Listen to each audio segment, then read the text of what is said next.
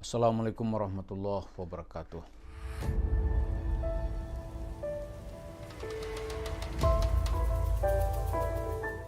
Para pemirsa, kalau kita ikuti cerita dalam agama-agama ya, tidak hanya di dalam Islam, bahkan di dalam Bible sendiri pun, itu orang seperti Yusuf Mansur itu nanti akan menjadi musuh Nabi Isa,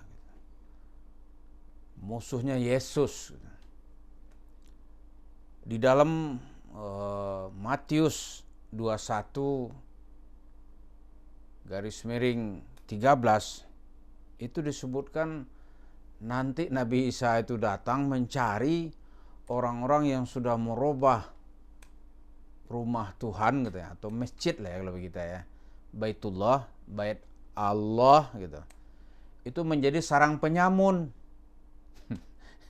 Jadi nanti akan dicari dia gitu. Ini nggak hanya pemerintah atau khalifah-khalifah Islam yang akan mengejarnya, bahkan juga di dalam cerita Bible ada juga rupanya gitu. Seperti Yusuf Mansur ini nanti termasuk orang-orang yang akan dicari. Kenapa? Salah satu kejahatannya dia dituduh sebagai ya penyamun, tuh tahu lah ya, penyamun itu kalau dalam cerita khazanah bahasa Indonesia itu perampok gitu yang sangat berani.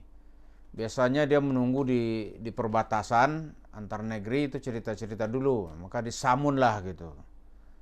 Tapi sekarang bahasa-bahasa ini sudah jarang dipakai karena diganti dengan bahasa baru, misalnya koruptor, ya kan? Bahasa maling pun kita juga jarang pakai gitu. Apalagi bahasa penyamun, ya kan? Kalau cerita novel-novel era balai pustaka itu masih banyak kata-kata penyamun, misalnya perawan disarang penyamun gitu. Atau gadis perawan disarang militer gitu, kata Pramudia Anantatur. Jadi penyamun itu sudah jadi bahasa Indonesia. Jadi cerita Yusuf Mansur ini itu rupanya kejahatannya itu masuk dalam wilayah yang sangat berbahaya bagi umat Islam. Tidak hanya umat Islam yang kita maksud, agama-agama itu membencinya. Bahkan dianggap sebuah tindakan kejahatan yang extraordinary crime. Kriminal yang luar biasa.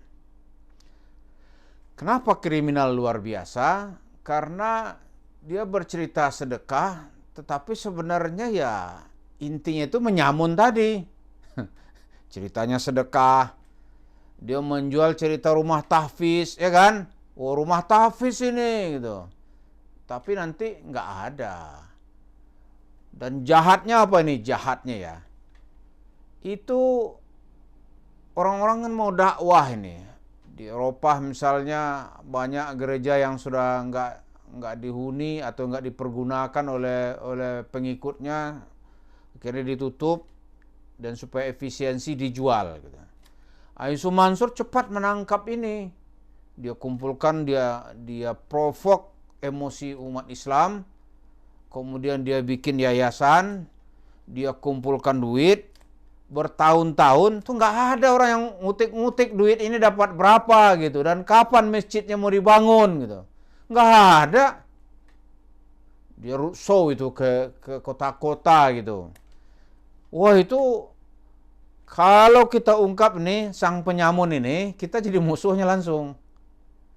Maka di dalam narasi, kalau ada orang senang menarasikan kita, itu fitnah. Fitnah katanya. Pada faktanya ada. Fitnah di mana? Nah, inilah yang disebut musuh dari agama-agama itu. Yang pertama, musuhnya adalah musuh yang bertentangan dengan semangat keadilan. Ya kan? Semangat keadilan. Karena itu kenapa diktator itu dianggap musuh rakyat gitu? Karena diktator itu umumnya menyengsarakan rakyat. Maka dia musuh rakyat. Walaupun ya nggak nampak itu mana itu uang yang dicuri oleh diktator, kan nggak nampak. Uangnya transfer dari bank ke bank gitu.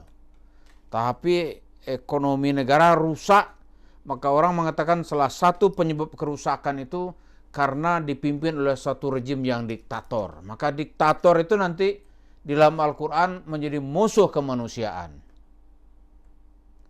Nah, kembali cerita Yusuf Mansur ini, dia bercerita aja tuh. Nggak bisa habis dia dan nggak bosan-bosan. Karena kalau begitu dia bosan, ya pemasukan nggak ada lagi.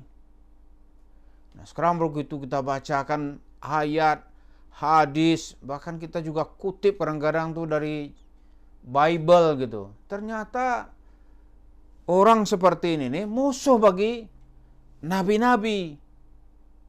Jadi nanti tidak hanya Rasulullah yang akan mengejar Yusuf Mansur ini, bahkan Nabi Isa pun mengejar. Kamu juga merusak agamaku. Kira-kira begitulah. Oleh Rasulullah nanti Yusuf Mansur nggak dikasih syafaat. Syafaat apa? Kamu jual-jual namaku, kata Nabi. Apa syafaat? Ya Rasulullah, kata Yusuf Mansur. Ya Jibril, ini orang sudah bersalawat kepadamu. Kata Rasulullah, itu cerita apa? Ya bohong aja. Nggak ada itu. Terus salawat, kalau salawat terus gimana? Ada lagi dijual nama ibunya. Ini ibunya Yusuf Mansur yang sedang ngaji bersama istri para nabi. Itu cerita dari mana? Itulah cerita orang-orang menjadi musuh para nabi. Jadi nanti Yusuf Mansur itu bukan dikasih syafaat, dikasih laknat.